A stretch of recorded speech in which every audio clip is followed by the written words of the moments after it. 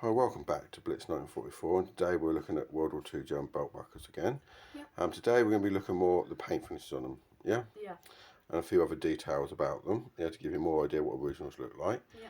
So, one of our subscribers commented in one of our videos, was quite right. The last time I'd done about these buckles, I didn't mention the fact that the aluminium buckle which we have here, these are pre and early war. So you can see this one's dated 1938.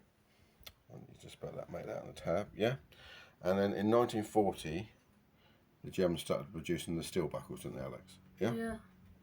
Obviously, aluminium ones still they were used all the way to the end of the war, weren't they? Mm. But steel buckles started to be made from 1940. So they're more sort of like your wartime buckle, let's say. Yeah. Okay, right. So let's just have a look here. So we've got 4 here with tabs on, haven't we? Yeah. So the early war buckles and pre-war, had these tabs on.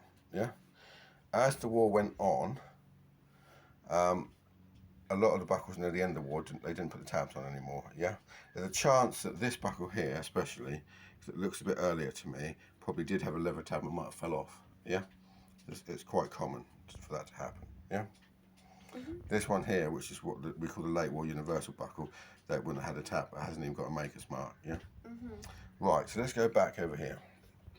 So you've got the aluminium buckle, early war and pre-war. Now this one here, even though you can see the manufacturer mark, you can't quite make out the date, but it would have been 1940, because this is one of the early production ones of the steel ones. Alex, can you turn that to the side for us, please? That's all right, if it will stay. I just hold it like that. There we go. So you can see that pin there is still one of the aluminium pins. So obviously they were still using up some of the pins from the early alloy buckles on the early steel ones. It holds the prongs on basically. Okay, put that back down for us, Alex. I'm going to actually see the aluminium. Turn the aluminium one up for us. There we go. So it's got the same pin basically. And basically they just hold the prongs on. So interestingly, put it flat for us, Alex. That some of the first original buckles they were using steel, they were still using up obviously the old stock of pins they're using the alloy buckles. Okay, let's move along here. Again, this is a nice one.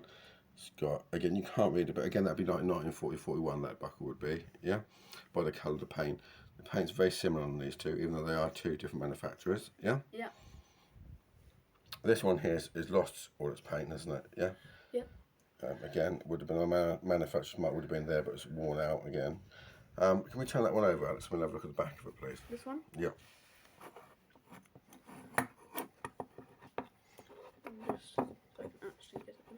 All right, no problem. There we go. They see, well, obviously, most original buckles, if they're worn in the front, they'll still have the paint on the back like this, Yeah. You see it's heavily worn, this one, isn't it? Yeah. Okay, turn that back. Right, we'll move on to these buckles here. None of these buckles have tabs. Now, I think the top one here would have had a tag, personally, just because, again, the colour of the paint is very similar to these two here, and they're all different manufacturers, These two here, I don't think they ever came with tags. This one on the right is actually dated 1942, so we're now to mid-war, and I would imagine this is a similar era, this one here as well, with this one here, Alex, can you turn that one over for us, please? That hasn't, even though the paint's worn off of the front, I don't think I think it's just some storage. Can you turn it round? I might be able to see there. Yeah, you can see it's marked there. DRF and Co. I don't know if you can quite read it. Anyway, it's. Can you turn that round? We can see the date if we turn it around the other way. There we go, lovely. That won't do it now, will it? Yeah, there we go. Okay. Just make. Oh no. 42, I don't know if you can see that. So it's dated 1942, this one, And if you see the back here, and look at the wear here, I would say that's never been issued, haven't you? Yeah. It just looks unissued. I mean, the only wear where it's rusted a bit is where the prongs sit there, actually against there, look, and it's just where it's been sitting. Yeah? Yeah. I think so, don't you? Right, can you turn that back over for us, Alex? Right. Okay.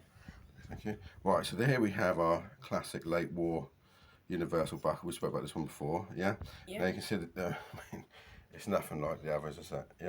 In colour wise, This one's not marked. They were marked. I mean, some manufacturers did mark them, others didn't, It was getting near the end of the war. and some didn't bother manufacturing the buckles didn't mark the buckles anymore. Yeah. Yeah. But yeah, they're quite an interesting collectible, I think, buckles. You know, the Yeah. different shades of the paint and that even you can go by. Yeah. So we're going to finish our last two buckles here, and do you know what they are, Alex? So why are they so shiny? Ooh. Any idea? No. Well, if you look at these, this is definitely for combat, isn't it? Yeah. Also, they're for dress. For parade, yes, and dress, yeah. Dress, yeah. So these two here, an army one, obviously, and your Luftwaffe here, are both dress buckles. Now, can you turn them both over for us, Alex? So we, or just bring them actually closer. Bring them along the table a bit. Bring them along the table to like here somewhere. There we go.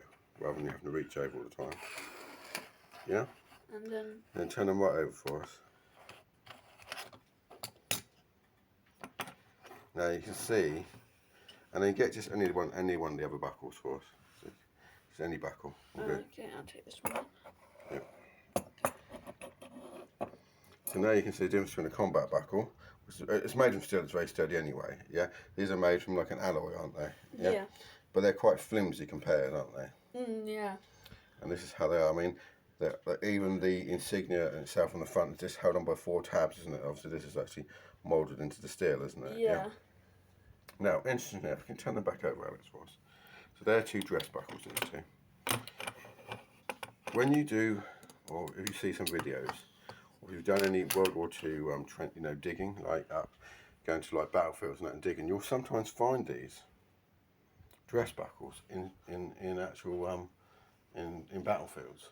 Yeah. Oh. So it must have been the case that some people were wearing these in combat zones. Yeah. Because I don't know why that is. Perhaps they didn't have any more belt buckles left, or who knows. Yeah. But these have been found in trenches, etc. Yeah. Where battles have been fought.